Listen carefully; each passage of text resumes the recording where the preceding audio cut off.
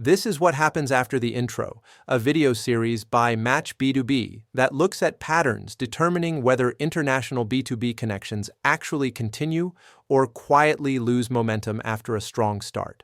I'm Brandon Cohen, an international B2B partnerships and growth advisor. I work with companies operating across markets, and I see what happens after introductions are made, when collaboration either moves forward or slowly stalls. In this episode, we're looking at one recurring pattern in regulated and risk-sensitive markets. Confidence matters more than usage. In many B2B environments, getting a customer to start using a product feels like progress. But in regulated and high-risk markets, usage can be misleading. A product can be live, tests can run, data can flow, and still, momentum slows down. That's because customers in these markets are not primarily evaluating functionality, they are evaluating risk. The real question is not, can we use this? It's, are we safe relying on this? You can see this clearly in healthcare. Philips operates in heavily regulated clinical environments.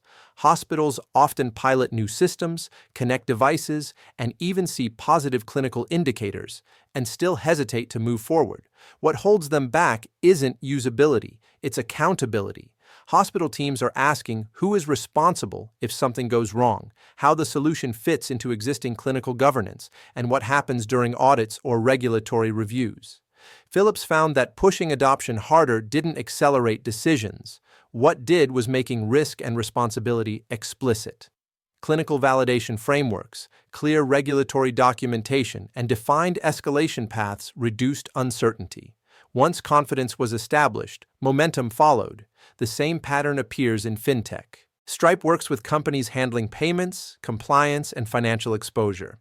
Many customers integrate Stripe successfully very early. From a technical perspective, everything works. Yet expansion often pauses, because integration answers a technical question, not a regulatory one. Customers still need clarity around compliance responsibility, failure scenarios, and regulatory exposure.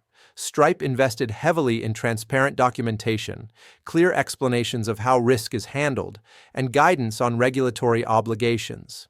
Confidence, not additional features, became the trigger for broader adoption. You see this again in cybersecurity. Cloudflare found that customers could deploy security tools quickly, but still hesitate to rely on them fully.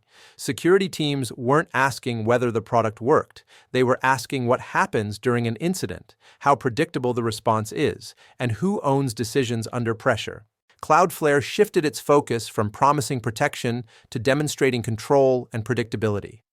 Incident transparency, responsibility models, and real-time visibility reduced uncertainty. Once confidence increased, usage turned into reliance. Across healthcare, fintech, and cybersecurity, the pattern is the same. Usage answers the question, does this work? Confidence answers a different question, can we afford to rely on this? Until that second question is resolved, progress stays cautious. This is why many international B2B collaborations slow down after a strong introduction. Vendors focus on driving adoption, while customers are still evaluating risk. Once confidence is addressed directly, through clarity, predictability, and accountability, momentum accelerates naturally. That's why in regulated and risk-sensitive markets, confidence matters more than usage. Because what happens after the intro is rarely about activity, it's about certainty.